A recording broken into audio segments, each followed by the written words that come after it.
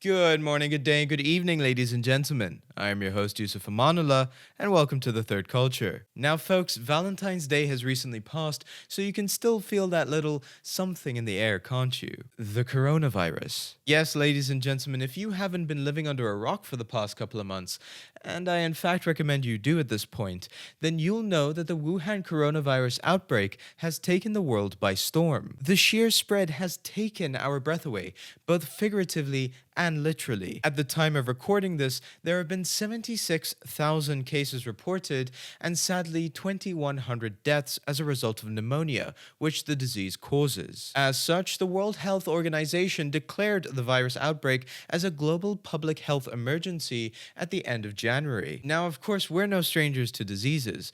From the Spanish flu that killed over 50 million people a century ago to the recent Ebola epidemic, there's always something to make you paranoid over that little cough you may have. You can just imagine how much I shit myself when I started getting a sore throat straight after watching Contagion at 13. And it's these exact thoughts and fears that bring me onto our new segment, Sick Thoughts. Number 1.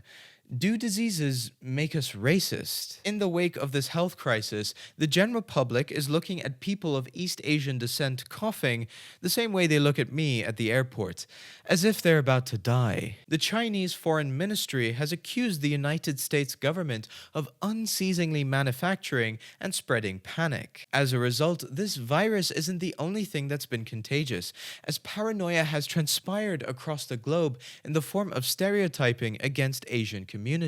According to French newspaper Le Courrier Picard, people should be on yellow alert. Meanwhile, many have reported about how people are getting up from their seats on public transport because they don't want to sit next to coronavirus. Now, ladies and gentlemen, I find this rather ludicrous. Why on earth would you get up from your seat when you can just ban people from entering your vicinity in the first place? And to top it all off, Melbourne nightclub Pawn & Co. were set to host a Corona Chinese New Year special, where you could buy $8 Corona beers and get a free face mask, as well as buy happy ending cocktails. Now, this isn't the first time the diseases have ignited prejudices. The swine flu made scapegoats out of the Latinos, while Ebola stigmatized black people. At the end of the day, the reason why we see these diseases spread so quickly in the likes of Africa, South America, and Asia is because of a number of factors, from high population density to poor sanitation to a lack of quality healthcare in the first place. But the public seem unable to distinguish between people and places. Folks, I fear that we're one disease closer to a new bus campaign of how we spend £350 million a week on sick immigrants that could be better spent on true Brits, so we should be voting deportation. Please remember, I wash my ass while you're busy debating whether to scrunch or fold.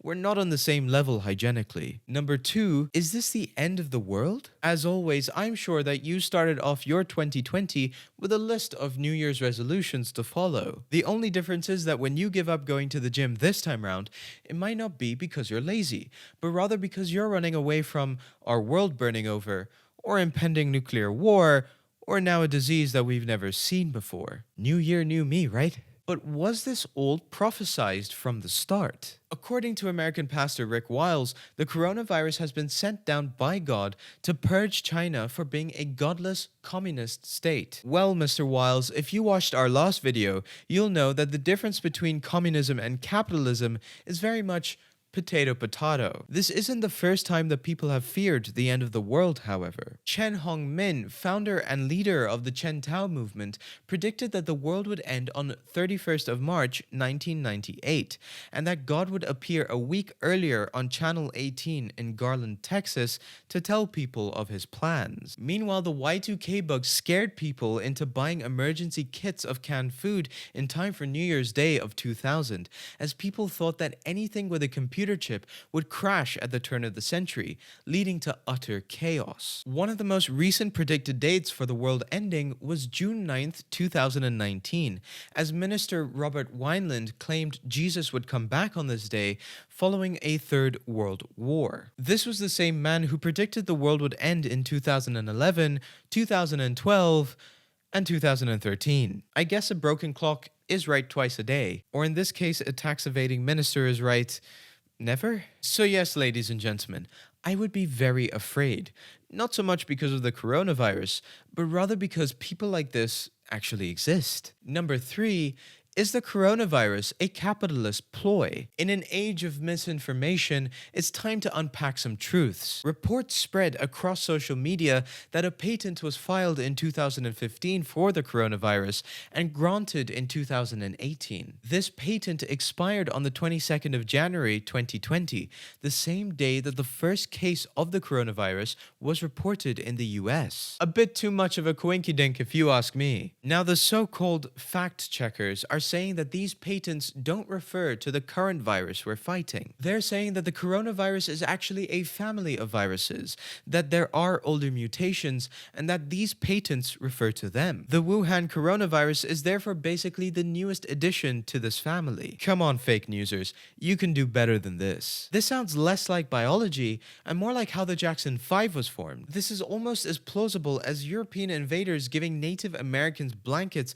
infected with smallpox in order to eradicate them and conquer their lands. Oh wait, no that actually happened. Nevertheless, something smells fishy here, and I'm not talking about the Huanan seafood wholesale market where this outbreak supposedly started. It must therefore be that these big pharmaceuticals were planning to release this virus all along in order to spread fear into everyone, and then provide the solution in order to earn the big bucks. After all, why would they be trying to make a vaccination almost immediately afterwards? So that we can find a solution before this blows completely out of proportion and too many people suffer? Of course not.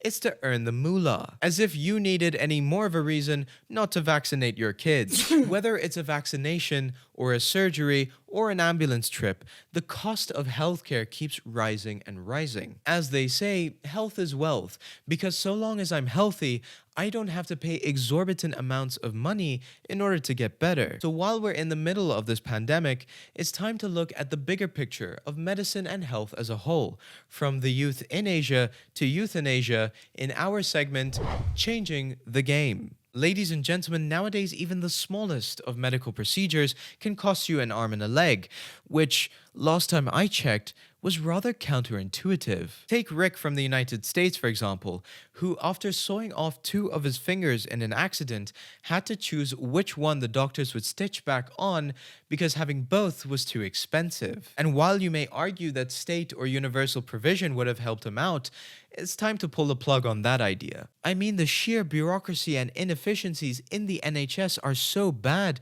that Boris Johnson wants to sell it off so that it's no longer his problem. That blue pill will be a little bit more bitter to swallow. But ladies and gentlemen, fear not, because we're here to provide a solution to all of these problems. A solution with no financial burdens, no fuss, and no time wasted on treatments. Yes, folks, we're here to prove that the perfect healthcare system is no healthcare system, or as we like to call it, health uncare. With health uncare, there's no need to worry about future expenses, because first off, there are none. And secondly, even if there were, you might not be around long enough to think about them. You're here on this earth for a good time, not a long time. And rather than waiting for 4 hours in A&E, you can spend that time instead saying goodbye to your loved ones. With health uncare, there's no worry of doctors misdiagnosing you or having to wait for referrals, because you know that if anything happens to you, there's one simple answer: you're f***ed. At the end of the day, do you want to be stuck in a hospital bed at 85 years old with a bunch of wires hanging out of you? Of course you don't. That's why we're scrapping hospitals altogether. From an economic standpoint, you don't have to pay so much in tax anymore. Environmentally speaking, it's much better for the world.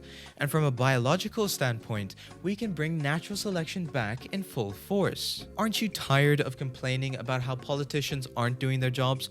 About how governments aren't providing enough funds for health services? With health uncare, you have no reason to complain, because there's nothing to do. And we have the WHO's approval on this initiative. After they realized how badly their goal of health for all by the year 2000 went to shit, they're supporting us instead to get over that PR blunder, because let's be honest, this is more realistic. Health uncare has been wonderfully successful so far, and if you don't believe us, here's what our trial users had to say. Oh, never mind.